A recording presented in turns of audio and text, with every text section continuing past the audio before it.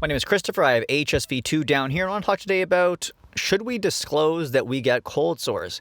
And this question has always baffled me because we don't really live in a world where people with cold sores and people with genital herpes are put on the same even value perspective. People with cold sores are seen as normal because it's so common, and people with genital herpes should be taken off to be executed, honestly, as far as I'm concerned. That's a little bit brutal, but you get the point.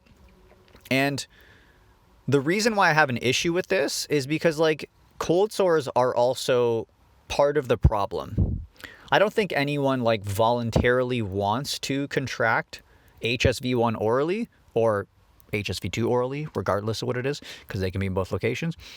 But no one really wants a cold sore if they haven't already had one. And by not disclosing cold sores, we're kind of just putting ourselves at risk of contracting or transmitting cold sores to other people.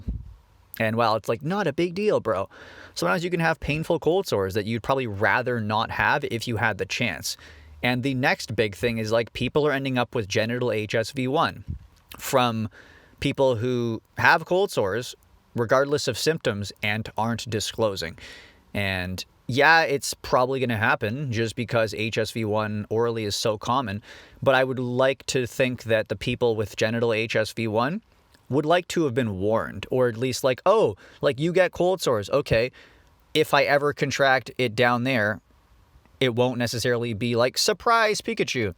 So on the contrary, people with genital HSV1 or genital HSV2 are traumatized to the point where they always ask, how do I disclose? How do I bring this up? But people with cold sores are not even conditioned to disclose. So we live in a world where one is never disclosed and not societally conditioned to be normal to disclose. And the other one is we have to disclose this because we're going to be seen as terrible individuals and dirty and we made mistakes. And it's nonsense. And if no one could ever get genital HSV1, it'd be less of a big deal. But the fact that the disconnect is that a non-disclosed thing turns someone's life on upside down is the issue. So should we disclose HSV1? I have no idea. I think the safe answer is yes, we should, because it is oral herpes. And just a little side note, I guarantee the fact that we call it cold sores the whole time and not herpes might eventually cause someone to be rejected if they said, hey, I have oral herpes. Because the amount of people who don't realize that cold sores is oral herpes and just associate herpes with being disgusting and gross and obviously going to be rejected for it.